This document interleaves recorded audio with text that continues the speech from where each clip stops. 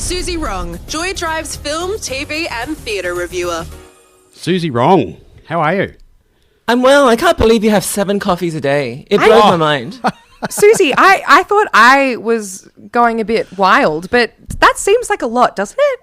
That's really interesting. Is that because you always feel the pressure to be really upbeat all the time, Warren? No, I just love it. I just love coffee, and I have 3 before I go to gym, and I have a good workout as a result. Well, I believe I do, and because I don't like all these artificial supplements and things. And then I have more in the afternoon, one before I go on to drive, but I've stopped the afternoon one, Suzy.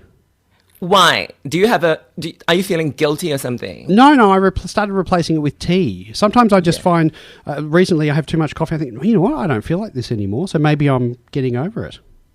Well, I suppose you have lots of energy, don't you? Like every time I speak with you, you're just like full of beans. Oh, it's called anxiety.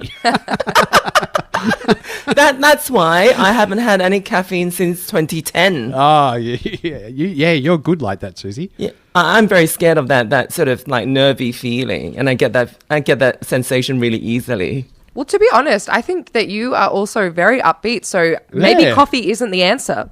Look, I only need to be upbeat 10 minutes a week on Tuesday afternoons. Now, speaking of, Suzy, you gave us some homework this week. Yeah, Rūrangi is a film from New Zealand, currently streaming on SBS On Demand. It is the story of a trans man named Kaz returning home to Rūrangi, a farming country town, after having left it years ago before any of his friends and family had known that he is transgender. It is notable that all the trans characters in the film are played by trans performers. Starring as Kaz is first-time actor Els Carrad, who does a splendid job in the lead role, in addition to being very photogenic indeed. One of the screenwriters, Cole Myers, is also gender diverse, and in my opinion, it is the acting and writing in Rūrangi that really shine. The direction and editing of the film can unfortunately make things feel a little too sparse for our infants to truly engage, but for anyone who has experienced coming out, there are certainly moving moments throughout. Importantly, most of the lead characters in the film are Maori, and to be able to see queerness presented within a context that isn't about white people would undoubtedly mean a lot to viewers from minority backgrounds. Em and Warren, what did you think? I really enjoyed this film. I watched it with my mum and with my housemate, and we all took away different things from it, but we all enjoyed it, and I think that's the sign of a good film. I agree that like you could definitely tell it was like a lower budget film, but I really don't think that took away from it that much, because as you said, the acting and the diversity of the cast and the way that they tackled especially issues around transgender were amazing. I think it was done really quite well. Warren? Yeah, I think what I liked about it is there were 3 people's stories, all about them embracing themselves and accepting themselves. You've got Kaz, of course, who left Rūrangi as a female, but was learning to embrace himself, coming back as male, and also as a son for the first time. But I also liked the best friend, who was embracing her self, and particularly her introduction of her cult, introducing herself using her culture in the the meeting to ban the pesticides. I thought there was that, and then I also liked the ex-boyfriend. In fact, I thought this was one of the really good stories in it. Jem, I thought that was really powerful, who was still attracted to Kaz, right? But they were together when Kaz hadn't transitioned. And I thought it just showed that attraction is beyond gender, isn't it? And it's about the person themselves. Yeah, that was the best thing, I thought. Yeah. That storyline, that love story. And, on a personal note, it sort of happened to me a little bit. Like my first boyfriend, I was with him for 8 years, and then we broke up, and then I moved countries and transitioned, and I went back and when he met me first time living as a woman, I felt that the chemistry was the same. Still there. Yeah.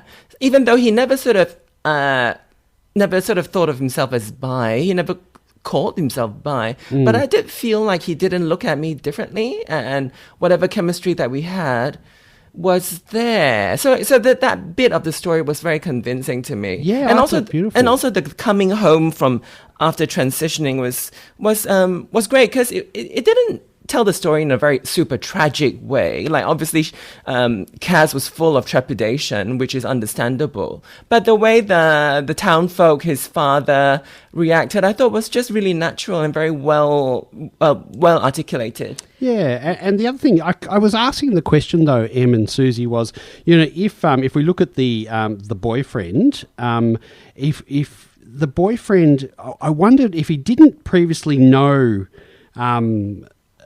Kaz, okay, so they weren't together years ago, would he have still been attracted, or would he have dismissed it and said, "No, you know what, I'm not attracted to guys here at all"?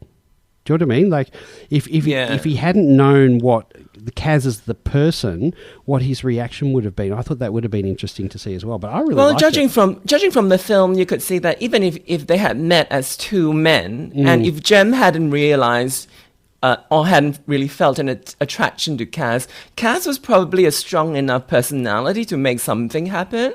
Like if Kaz was attracted to Jem, something could have happened, because Jem seems to be, you know, like unlike you and I were, and they're from a younger generation, and they seem to be a lot more open to possibilities, sexual possibilities. And I can see that maybe if they had met as men, something might have happened as well. Really interesting. Suzy, as I mentioned, I watched it with other people and we had a discussion after we watched it. And one of my housemates' responses, he also enjoyed the film, but he said that potentially there wasn't enough conflict, because obviously coming home, it was hard for Kaz, but he said like, I didn't necessarily see enough conflict. And I rebutted that and I said, maybe it's actually better for us to see a movie that tackles a trans story and not have it be a story that really upsets you and makes you feel sad. Yeah, that's what I've been arguing for a couple of years now.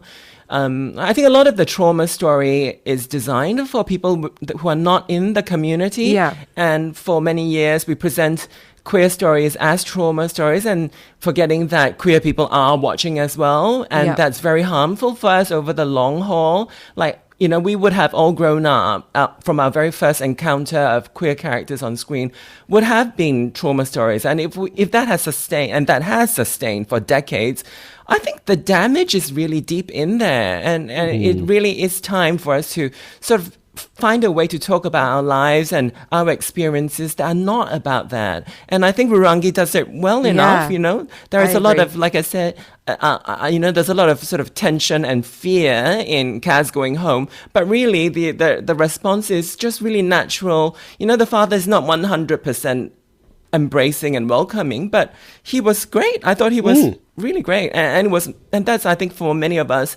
that's our experience. Not all of us are shunned in a very cruel way. And I think this sort of was presented that experience really accurately. We're talking about Rūrangi, which is currently streaming on SBS On Demand at the moment. And what did you think of the ending of it? Did you think it was a little bit abrupt and dramatic given the pace of the rest of the movie? I thought as a film, it made a few choices that were cinematographically, that's not a word, but in the way that they I just made it up. In the way that they created scenes, like there's a scene when they were running in their old high school or their old school, and they made a very decisive choice to follow the camera and have the camera be shaky and like a handheld camera moment. And I thought that the ending was also one of those choices that just kind of lent into the indie film, or it just lent into that theme. Which is good to hear you say that, because I thought it wrapped it up quite abruptly. What did you think, Suzy?